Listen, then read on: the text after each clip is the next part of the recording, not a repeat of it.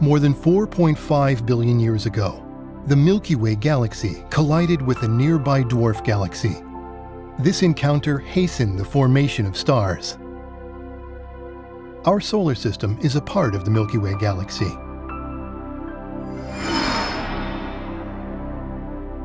Within the solar system, material circulation had been progressing.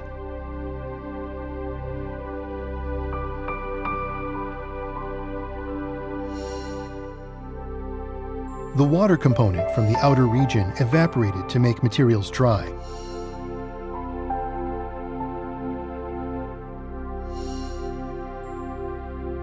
Through this process, particles were zonally distributed depending on their water content. The bipolar flow stopped, and with it, material circulation. Some regions around the Sun with high particle density appeared. Within these regions, collisions frequently occurred. Small particles gradually grew to become planetesimals.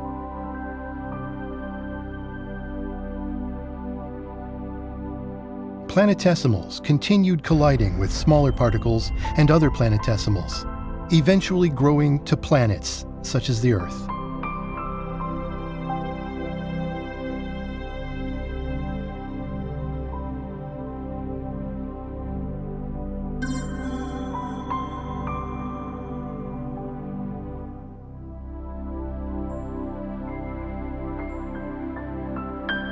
A number of planets were moving in the same orbit. The early Earth collided with a smaller, Mars-sized planet.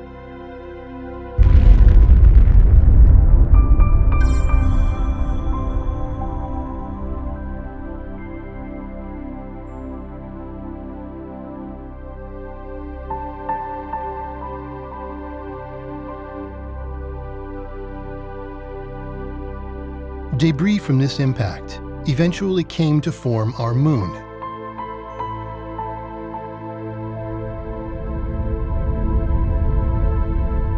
The Earth-Moon system, as we know it today, was in place.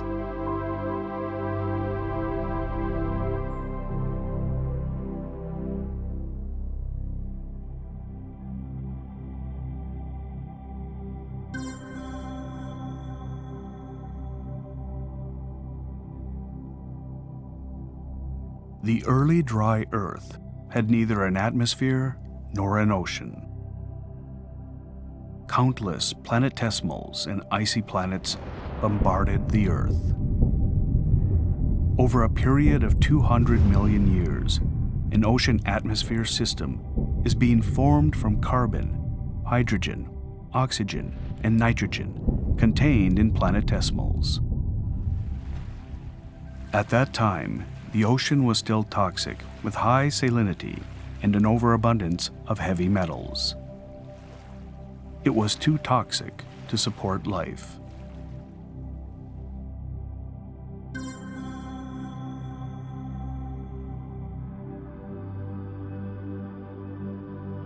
Asteroids that reached a diameter of 1,000 kilometers flew into the Earth. On impact, both the crust and asteroids became plasma in an instant. The surface was covered with magma. In the center of the crater, a basaltic central cone formed. This creates an upflow in the mantle.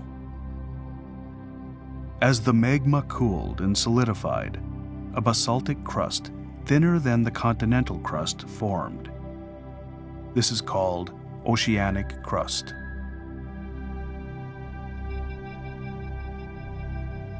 Surface water flowed into the giant crater, forming small puddles that turned into one large ocean.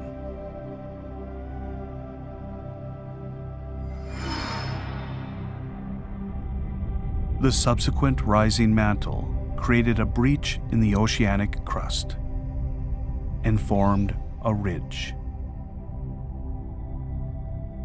Uplift of the plate by mantle convection caused horizontal slippage due to the weight of the plate. This is plate tectonics in action.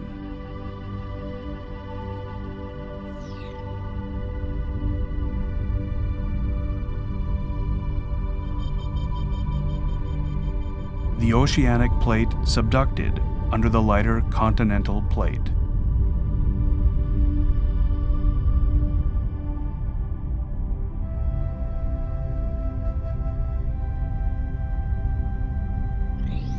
Weathered sediments neutralized the ultra-acidic ocean.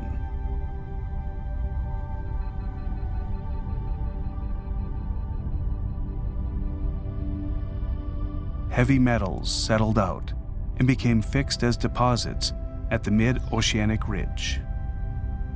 These deposits were transported through plate tectonics into the deep mantle.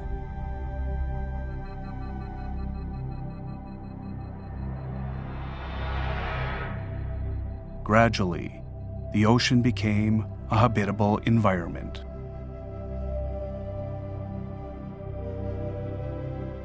Since 4.2 billion years ago, a liquid core has formed in the center of the Earth. Convection within the liquid core created a strong magnetic field surrounding the Earth. This geomagnetic field shields the Earth's surface from solar winds and cosmic rays. The Earth's surface was nearing readiness for life.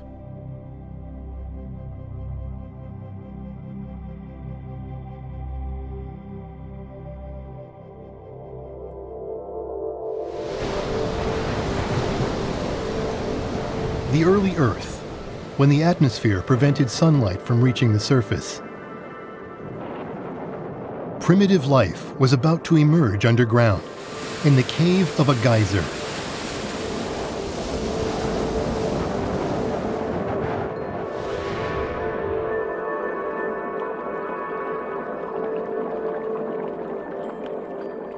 Uranium ore emitted large amounts of radiation, creating a diverse range of materials, and eventually producing the early building blocks of life.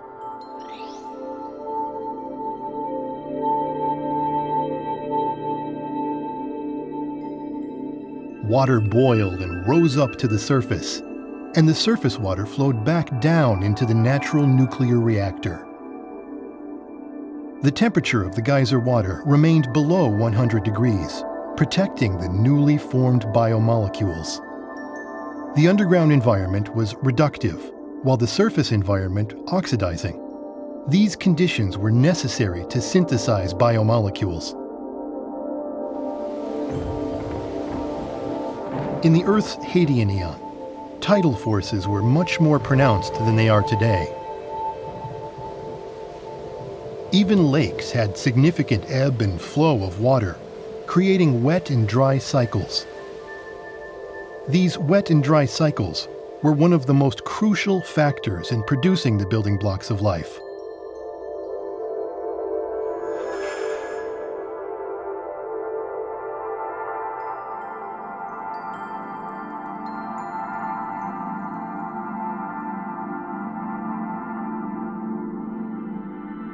Fatty acids came together, encasing the proto-life molecules.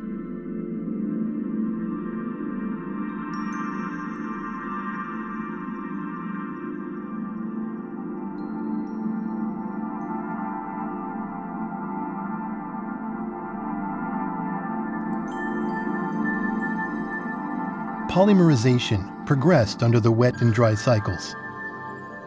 Eventually, protein-like basic materials that could act as catalysts were produced.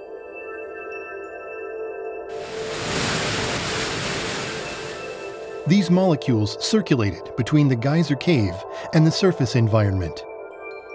The interactions of these materials led to more complex biomolecules.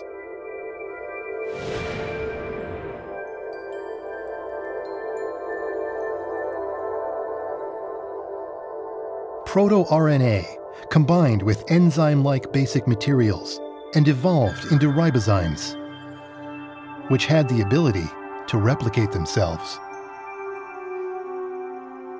This laid the groundwork for life to reproduce.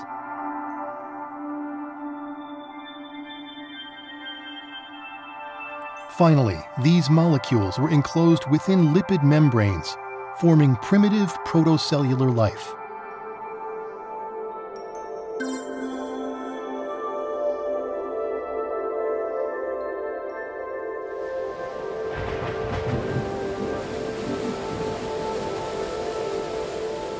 This was the beginning of life.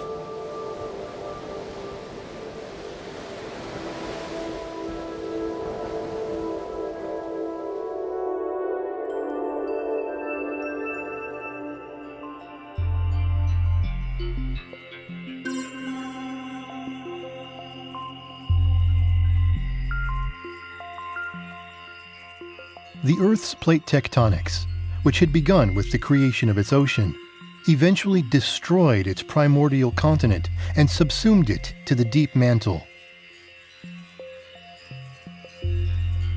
By 4 billion years ago, the mother continent had disappeared, leaving life on the margins of a fragmented landmass.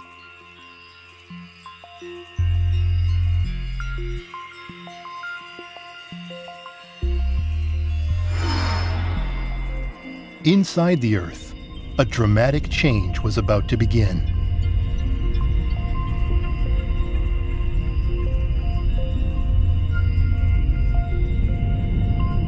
The subducted primordial continent descended toward the core mantle boundary.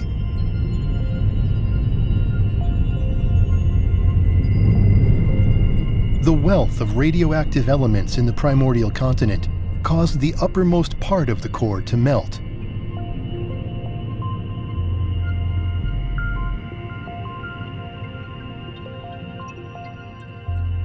By 4.2 billion years ago, the newly created liquid outer core was strengthening the Earth's magnetic field, protecting the surface environment against solar winds and cosmic rays.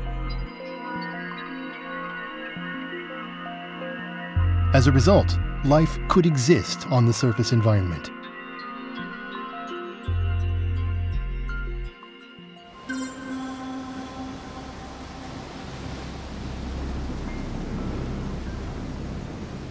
The supply of energy and nutrients through material circulation is necessary for life. The essential mechanism to maintain life is an endless flow of electrons. The first proto-life couldn't survive very far from the nuclear geyser due to insufficient energy.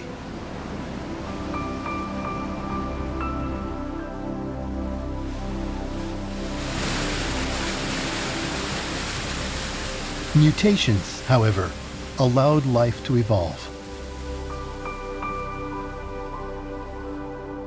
The more resilient life forms were able to adapt and survive in harsh environments.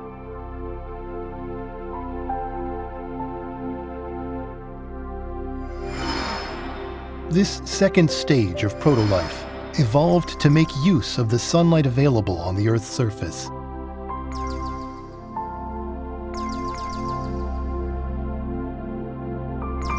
They developed a metabolism that converted light energy into electrochemical energy.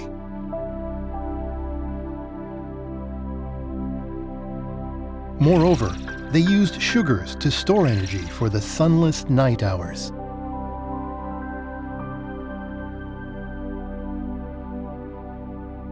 The source of energy for life on Earth shifted from nuclear geysers to the sun.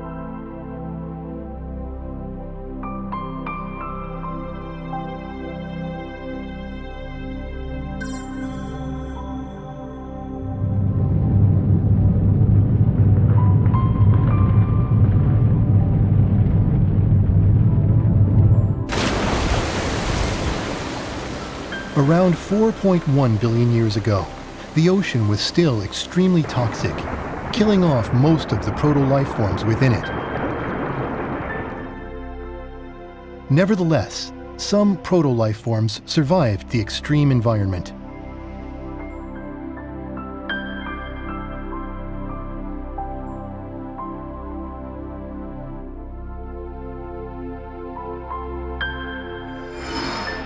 They developed protective mechanisms to prevent the metallic ions in the ocean water from entering their protocells.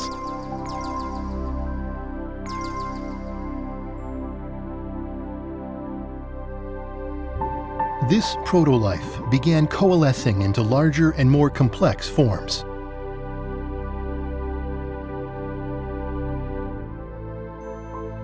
Modern life forms use only 20 kinds of amino acids. This means our ancestors that used the same amino acids were the ones that survived the mass extinction. Evolution walks a perilous tightrope between continuing and ending. Unstable RNA evolved through ionizing radiation into more durable DNA, making it possible to reliably pass information across generations. And the third stage of proto-life was born. This was the beginning of prokaryotic organisms, the ancestors of today's archaea and bacteria.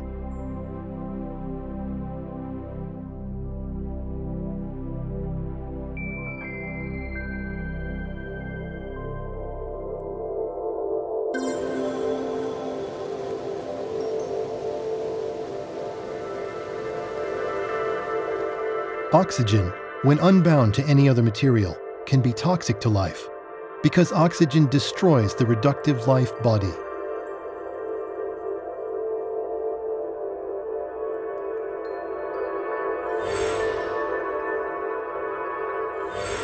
Therefore, the first photosynthetic organisms would have been anaerobic microbes, which produced no oxygen.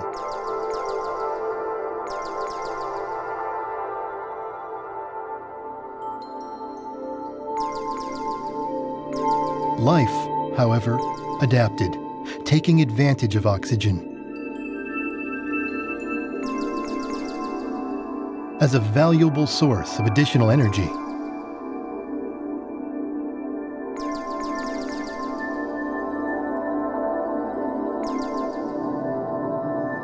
This development resulted in the appearance of cyanobacteria.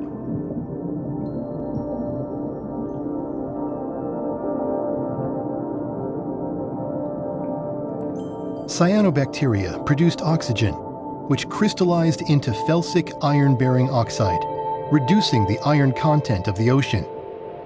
Still, the ocean was 5 times as saline as it is today.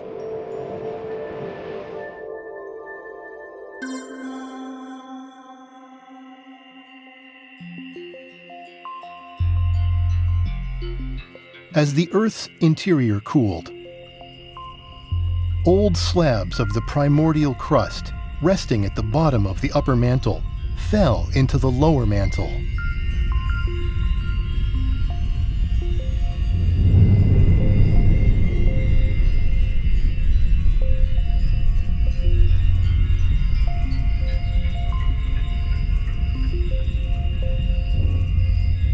Meanwhile, numerous mantle plumes ascended from the lower mantle into the upper mantle.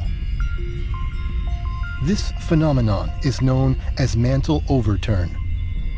Mantle plumes pushed the basaltic crust upward, generating landmass.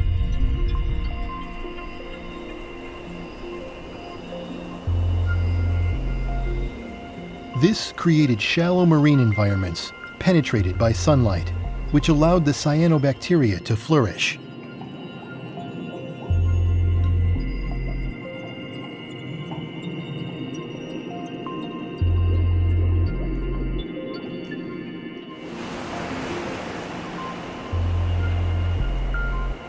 The oxygen produced by the cyanobacteria gradually altered the Earth's atmosphere.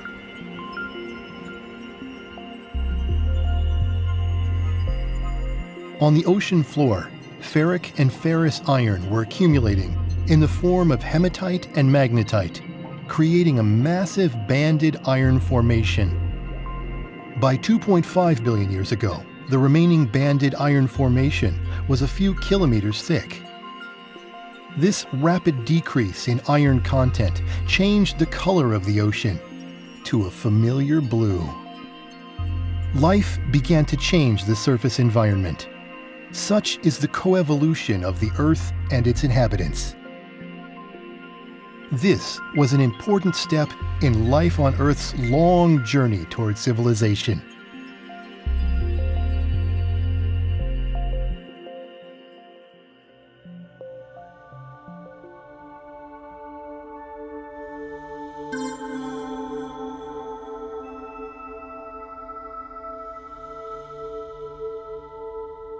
A collision between the Milky Way and a nearby dwarf galaxy produced countless glowing stars. Within a few thousand years, some of these stars ended in supernova explosions. A myriad of cosmic rays from the supernova deteriorated the Sun's heliosphere and bombarded the Earth.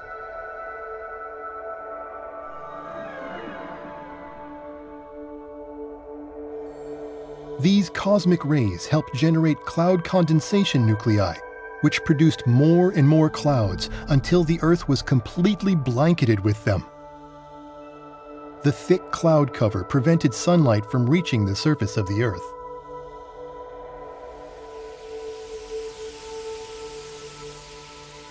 The Earth underwent a global glaciation event known as the Snowball Earth. This caused another global mass extinction.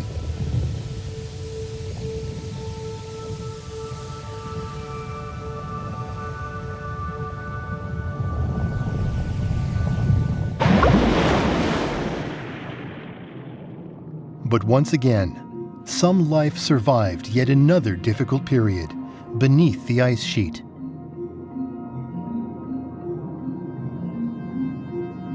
Tiny life was protected by the Earth's massive circulating system.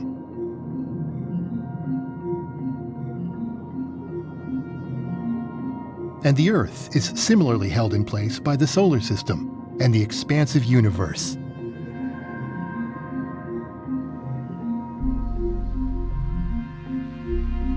Life is but one part of an enormous system.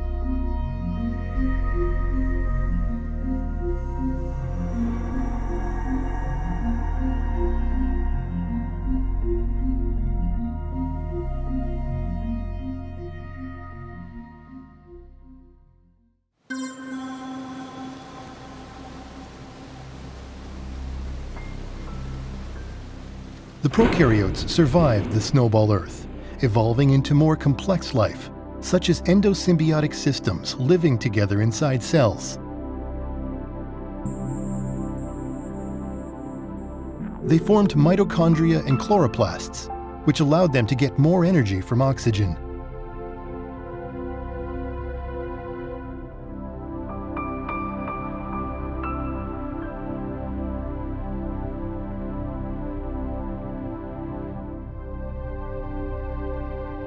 A single prokaryote body could contain thousands of mitochondria.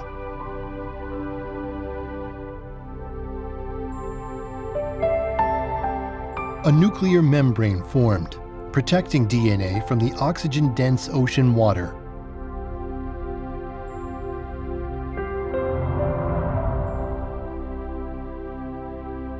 DNA strands grew longer, retaining ever more genetic information. Life evolved into more diverse and complex organisms.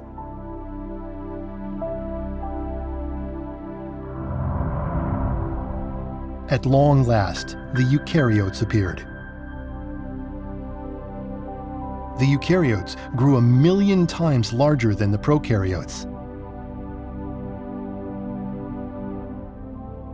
In theory, everything inevitably falls into disorder. And yet, life is orderly and increasingly complex. Life seems to continue evolving, undeterred by universal entropy.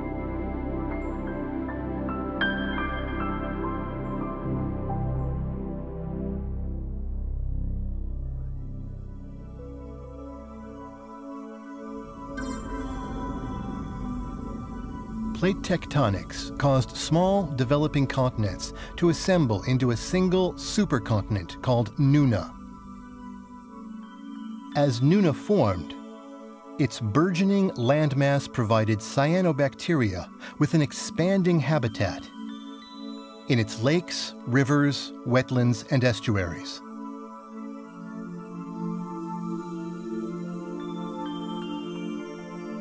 Cyanobacteria produces free oxygen through photosynthesis. At that time, however, most of the free oxygen produced was consumed in decomposing dead cyanobacteria, so very little free oxygen accumulated in the atmosphere. On land, however, dead cyanobacteria got buried under sediments. So oxygen that would have broken down their bodies instead ended up in the atmosphere. The presence of a large landmass helped increase the amount of oxygen in the atmosphere. As the total land area on the surface of the Earth increased, so too did atmospheric oxygen levels, dramatically.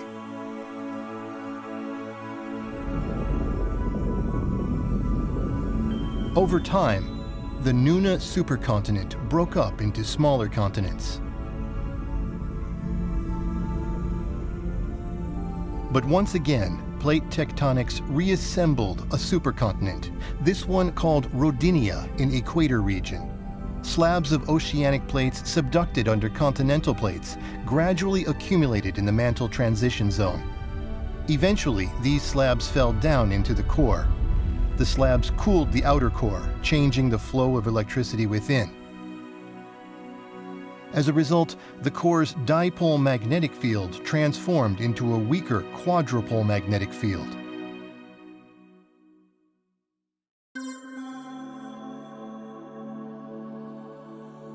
The Milky Way galaxy collided with a dwarf galaxy and underwent a transition into starburst conditions. Over time, these newly produced stars ended in supernova explosions, bombarding the Earth with cosmic rays. The Earth, with its weak quadrupole magnetic field, was heavily affected. Clouds covered the entire Earth, and ice covered its surface. A series of supernova explosions occurred. Long periods of extreme heat were punctuated by shorter periods of extreme cold. In the extremely cold periods, oxygen in the atmosphere fell to Archean Eon levels, causing mass extinctions. These mass extinctions, however, created great opportunities for life to evolve into something completely new. Repeated influxes of cosmic rays and drastic fluctuations in oxygen levels. These environmental changes caused genetic mutations that accelerated the appearance of new species.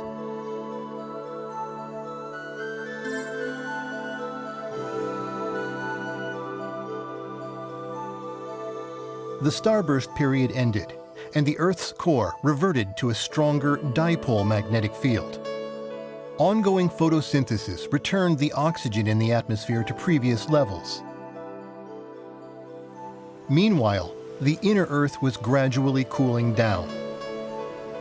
When the inner Earth is hot enough, the components of water trapped in minerals in the oceanic plates are released to the surface environment, and the seawater level is unaffected.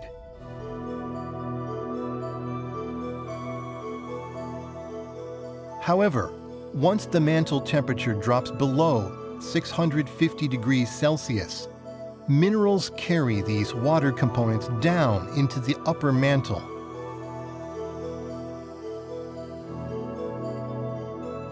Meanwhile, on the surface, deprived of the components of water, sea levels gradually decrease. This is known as the leaking Earth phenomenon, which is inevitable on a cooling planet. This leaking effect moved 3% of all seawater into the deeper mantle. Sea level dropped by 600 meters. As a result, surface land areas grew, as did continental shelf areas receiving sunlight. A habitat for future life on Earth was being created.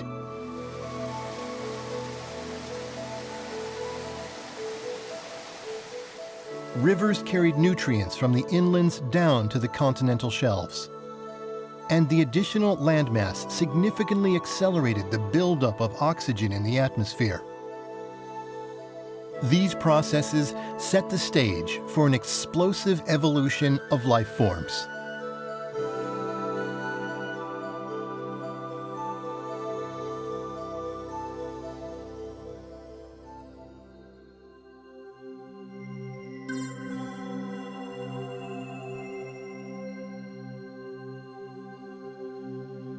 Extreme climate changes continued, putting life on a path to new evolutional stages for survival.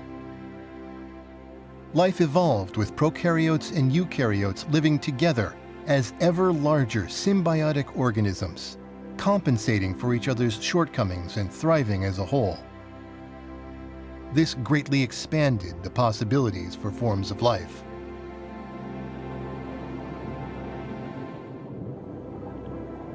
Life forms grew to 1 million times the size of eukaryotes and 1 trillion times the size of prokaryotes. The appearance of multicellular life was a critical leap for evolution.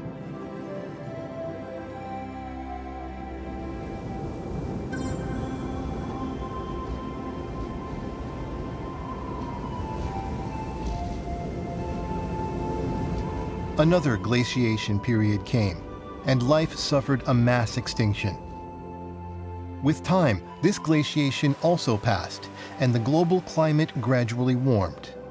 Phosphorus and other materials essential for life circulated through the climate system and accumulated in the oceans. The animals of the Ediacaran period appeared at this time. Dickinsonia are iconic among the Ediacaran fauna. Some grew to over 1 meter in length. They were soft-bodied creatures with no shell or skeleton.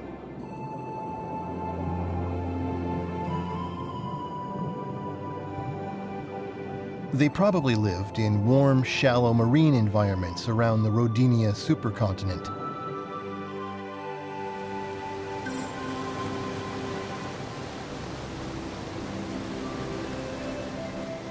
The supply of nutrients from the land was ever increasing, as was atmospheric oxygen.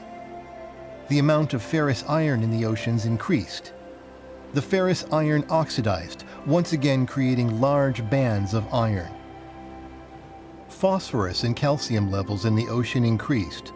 Life evolved to use these elements, becoming animals with bones and shells.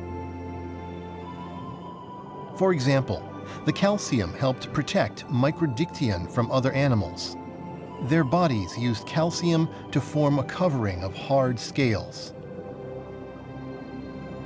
Life evolves to survive, making use of the elements in its environment.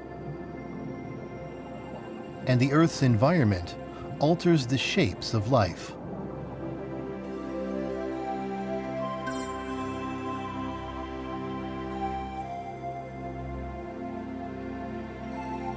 The Earth entered another period of climactic instability. The Earth alternated between periods of extreme heat and extreme cold for tens of millions of years. These severe changes killed off the Ediacaran fauna. Nevertheless, new species were about to appear.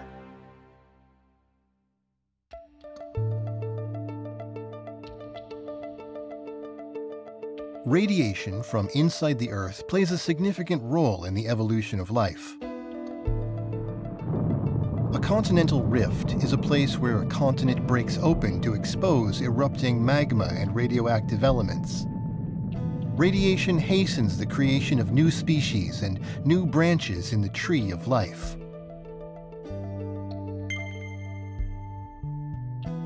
This is stem evolution, creating new species at continental rifts.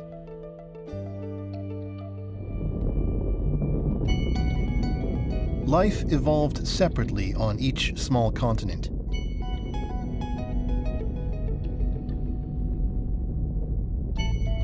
When small continents recombined, their life forms crossbred. Different crossbreedings created new forms of life. Variation thrived.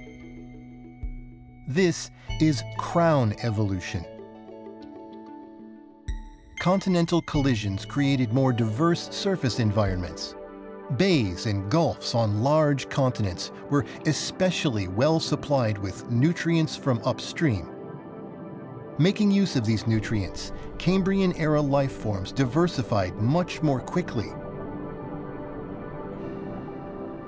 The Cambrian explosion created some 35 new phyla. These phyla became the foundation for the types of plants and animals we see today.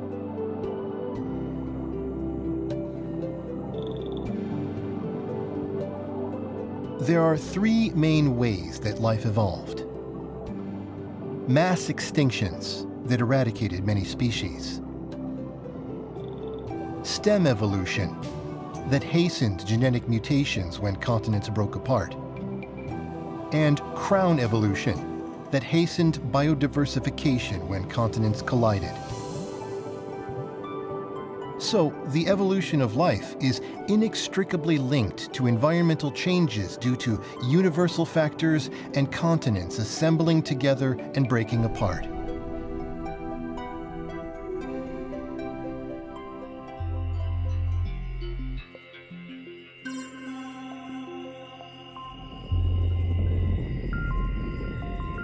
The ocean was more than 5 times as saline as it is today. 600 million years ago, the ocean gradually became less salty. Salt from seawater was relocated to the land in the form of rock salt. Decreasing sea levels made this possible through more exposed land. Even if seawater rose again high enough to reclaim the rock salt, most of it had become inaccessible, encased in sediments. The decrease in seawater salinity made the ocean more hospitable to diverse life forms. Estuaries and open seas welcomed new life. With increasing atmospheric oxygen levels, an ozone layer formed in the Earth's upper atmosphere. The ozone layer absorbs ultraviolet radiation from the sun. The land was becoming a more habitable environment.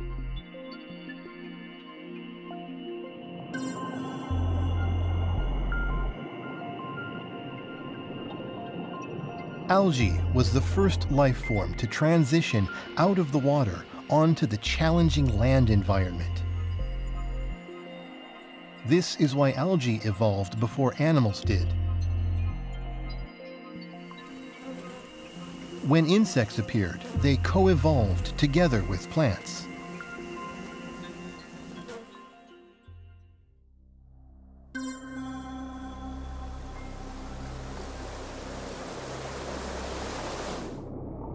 Appearing during the Cambrian explosion, fish were the first of the vertebrates, animals with backbones.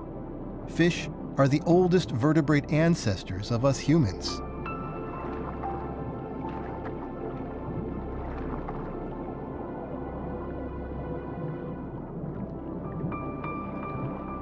As fish continued to evolve, Ichthyostega appeared, the ancestor of amphibians.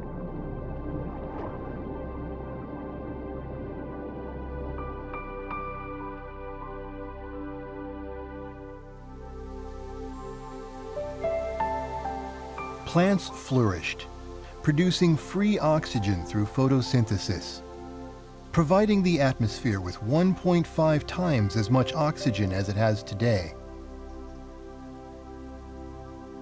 Long after, the remains of these plants would become sedimentary coal.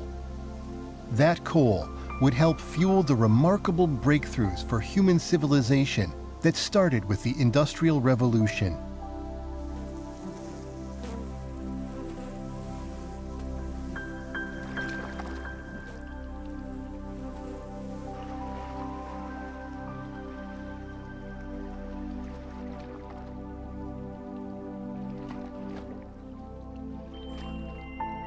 Next, vertebrates equipped with lungs appeared and made their way onto land.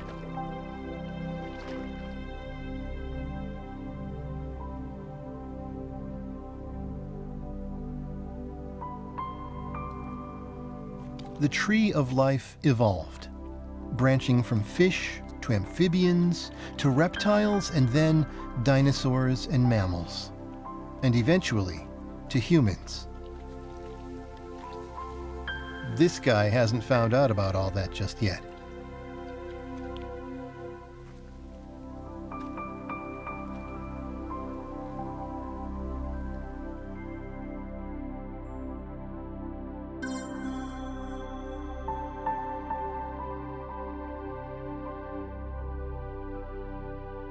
The solar system collided with a dark nebula.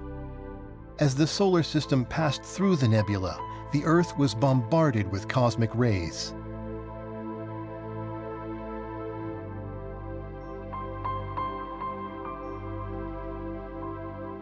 The Earth entered yet another frozen age.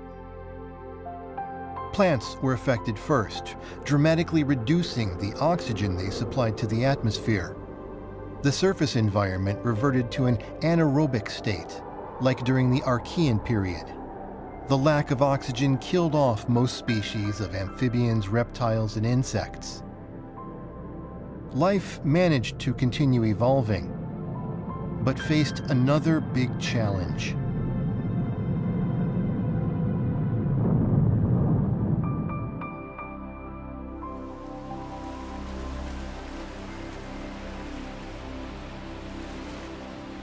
Untouched by the evolutionary changes on the Earth's surface, anaerobic microorganisms had been thriving in oxygen-poor underground environments.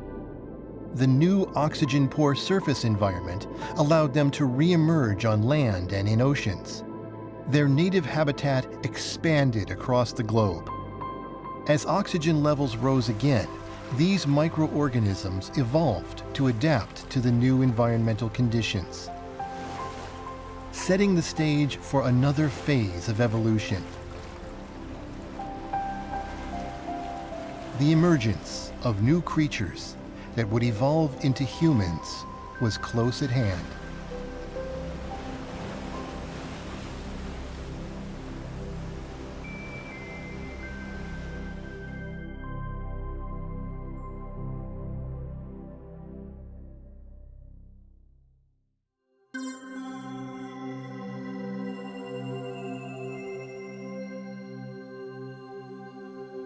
On the supercontinent Pangaea, mammals and reptiles appeared and started evolving under a warm climate.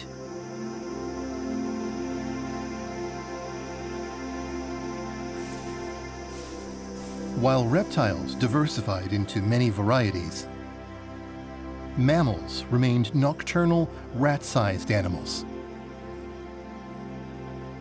The mammals were in the shadows.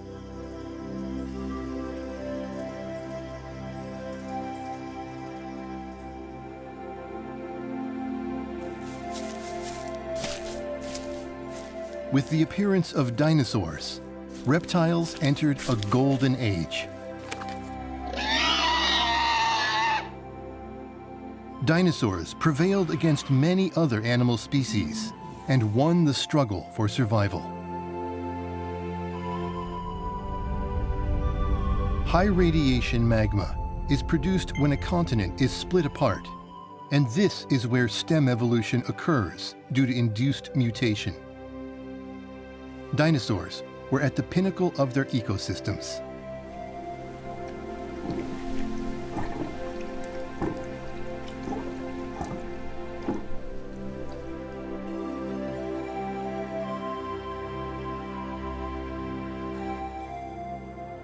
The pieces of northern Pangaea that had split later rejoined. This caused crown evolution. Amalgamation of continents brings the hybridization of life, and new species spread out to other continents.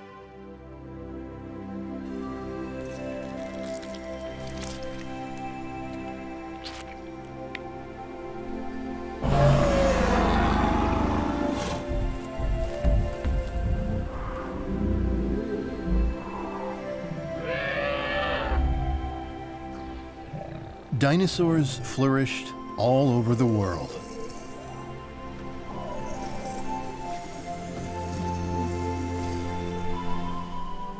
In the plant world, angiosperms with advanced reproductive capacities appeared. Angiosperms utilize animals to help with pollination and thus flourished. On the other hand, the habitat of gymnosperms was reduced.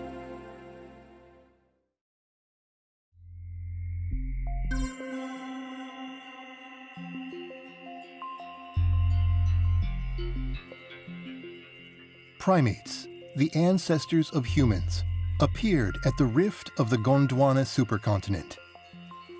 Via stem evolution, new species appeared among the rodents, such as rats.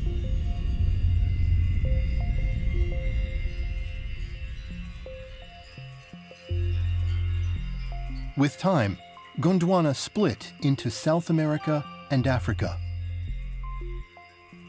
After South America was isolated, the primates there evolved into the New World monkeys. On the African continent, the primates evolved into the Old World monkeys. After the Indian subcontinent split off from Antarctica, primates on this continent evolved into the lorises. Primates evolved independently on each continent. And in this way, many species of primate appeared.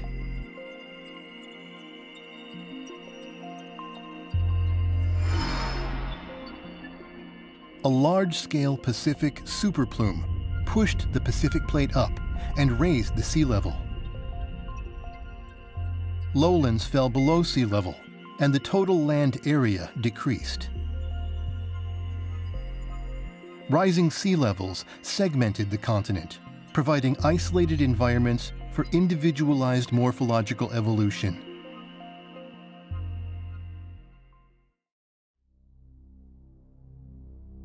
A universe-scale event had changed Earth's surface environment.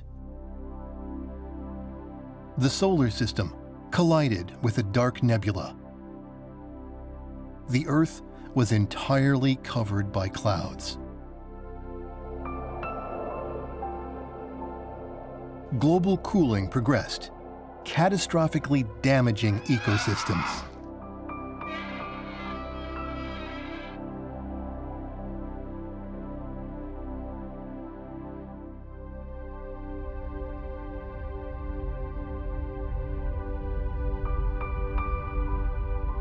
Finally, a meteorite 10 kilometers across fell on the Yucatan Peninsula. This event was the final trigger to cause the mass extinction of dinosaurs. The fate of the Earth's life is deeply connected to the events in the universe.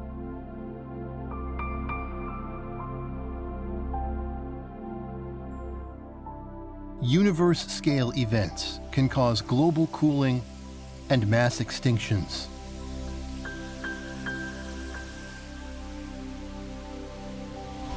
Moreover, galactic cosmic rays directly affect the DNA that carries the blueprints of life. Cosmic rays cause mutations which promote evolution. All aspects of life on the Earth are thus influenced by universe-scale events.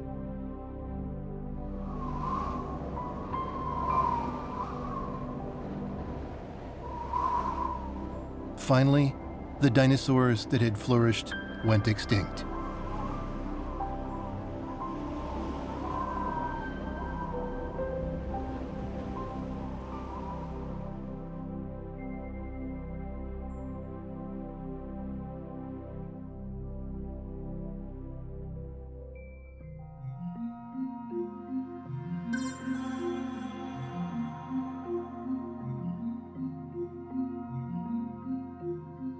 Along the African Rift Valley, explosive volcanic activity continued, and peculiar magma containing abundant radioactive elements erupted. Old World monkeys, a new clade of primates, appeared there.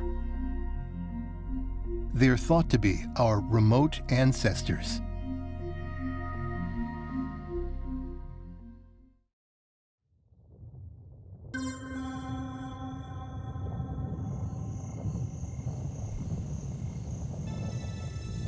About 4.5 billion years have passed since the birth of the Earth. Large fluctuations in terrestrial environments have occurred repeatedly, a never-ending cycle of life and death.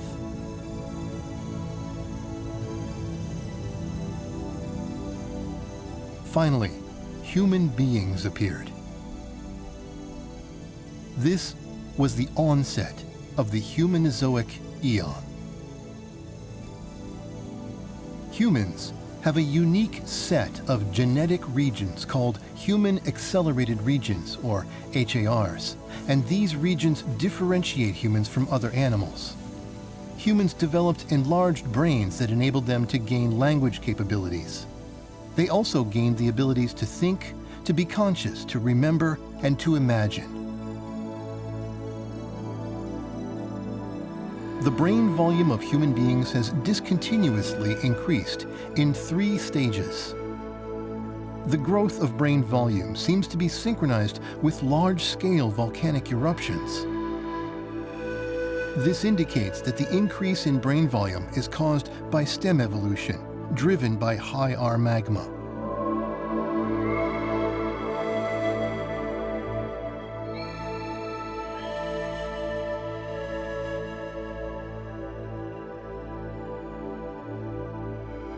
About 1,200,000 years ago, humans started moving out of the African continent.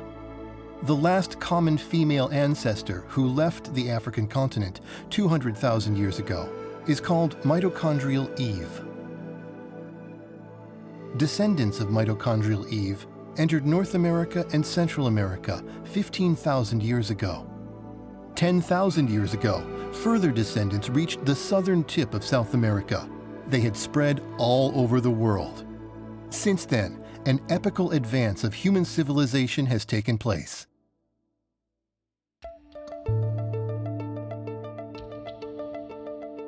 Humans invented agriculture and livestock production. With these methods, a stable food supply became possible. Human populations increased rapidly.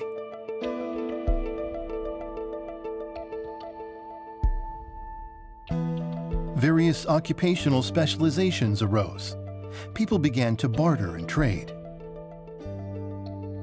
To enable effective bartering, cities formed. With time, small cities developed into small city-states, with currencies, economies, laws, courts, and police. Finally, the 4 great civilizations of the world appeared along large rivers, where food productivity is higher than in other regions.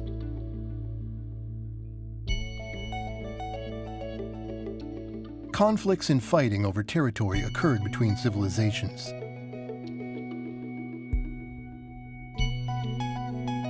To avoid fighting, religions spread to replace governance by royal families entrenched through inheritance.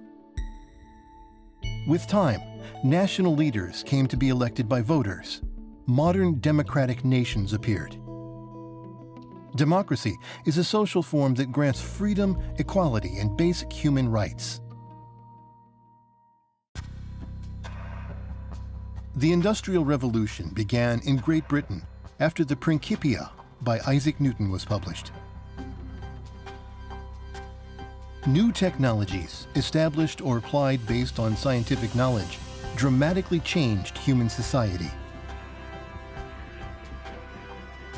The invention of the steam locomotive enabled transportation of goods by railway. The invention of cars and airplanes enabled us to travel long distances easily.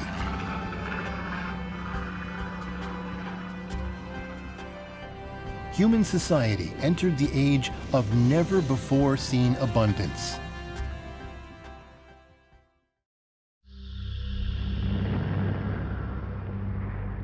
However, war occurred incessantly. Sometimes, irreversible tragedy was caused by the misapplication of scientific knowledge.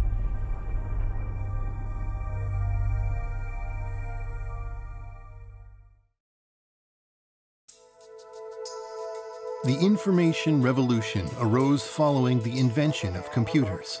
It enabled human beings to explore the universe, as was symbolized by the Apollo program. And the invention of the internet led to a new era in which people across the world can connect with each other in an instant.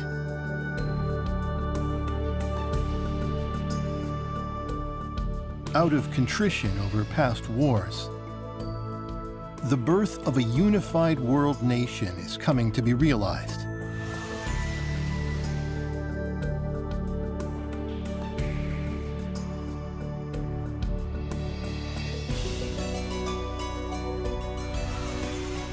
In other areas, similar federations have been emerging, bringing us closer to the birth of a unified world nation.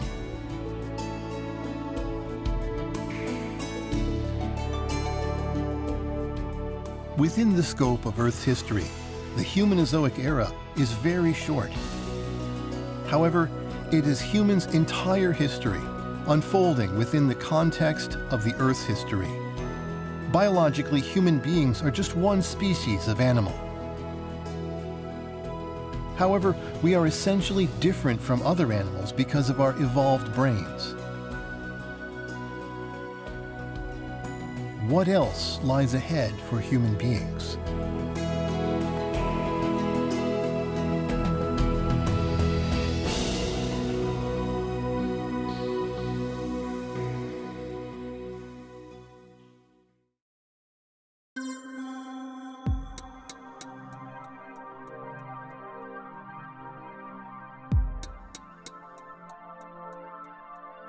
Human activities have been dependent on fossil fuel.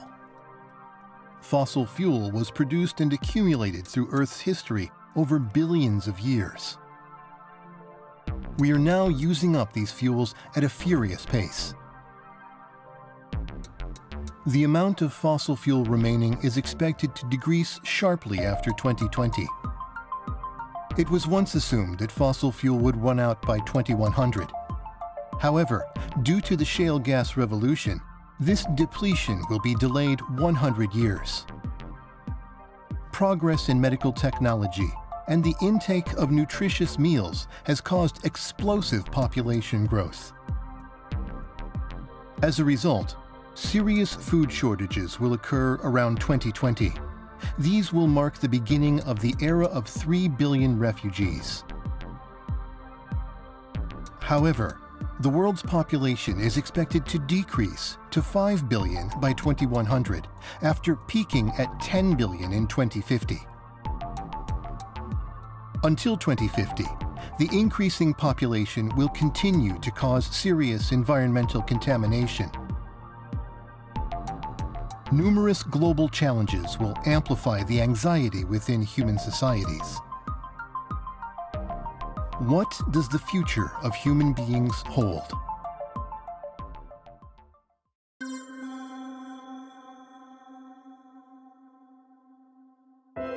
In the field of science, innovative technologies will be developed at an accelerated pace. Humans will build a space base on the Moon to prepare for exploration of our solar system's planets. Artificially intelligent robots will be involved in space exploration, assisting humans in their tasks. In the near future, self-replicating robots will appear and will evolve beyond humans' limits.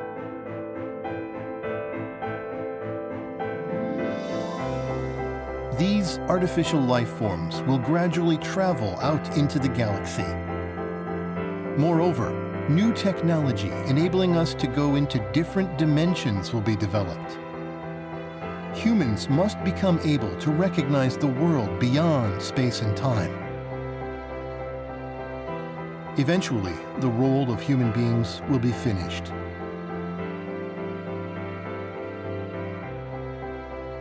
That will be the end of the Humanozoic era.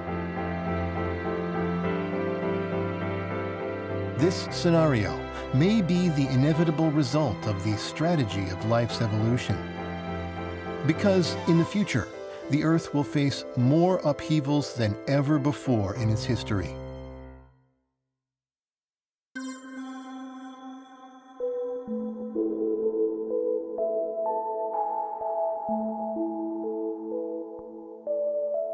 Centering on Asia, all continents will gather to form the supercontinent Eurasia.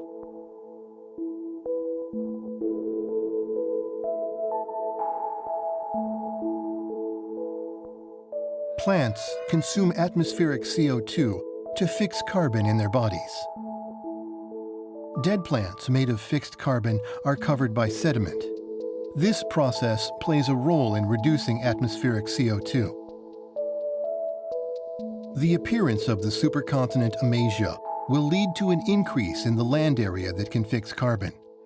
More plants on a larger supercontinent reduce more atmospheric CO2. The amount of CO2 will decrease to 1/10 of the present level. The C4 plants, requiring higher concentrations of CO2, will go extinct. As a result, other animals that rely on the C4 plants for food will be affected. Seawater has been decreasing for the past 600 million years as it has been transported into the mantle in the form of hydrous minerals. Finally, mid-oceanic ridges form summits above the seawater. Water cannot be taken into the crust as a lubricant anymore, and plate tectonics is terminated. This is the fate of a cooling planet.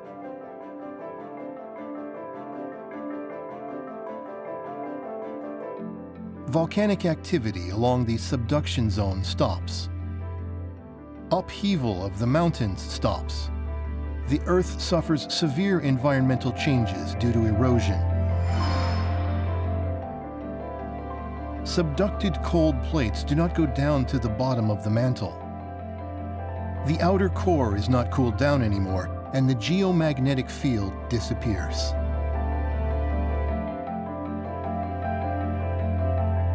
Earth's atmosphere is removed by the solar wind.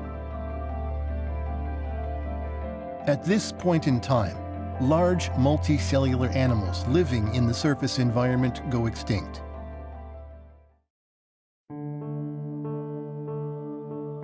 When the ocean disappears, animals that survived in the ocean will also die.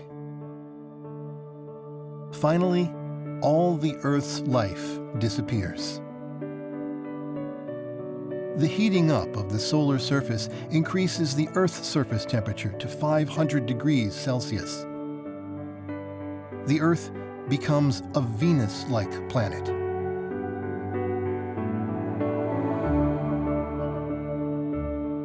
The Andromeda Galaxy collides with our Milky Way galaxy.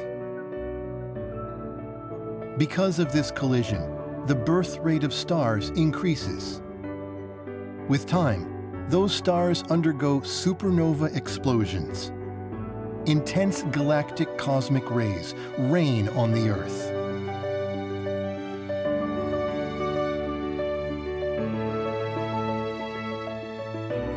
The expanding sun will swallow the Earth. This is the day when the planet Earth, that gave birth to life, will disappear from the universe.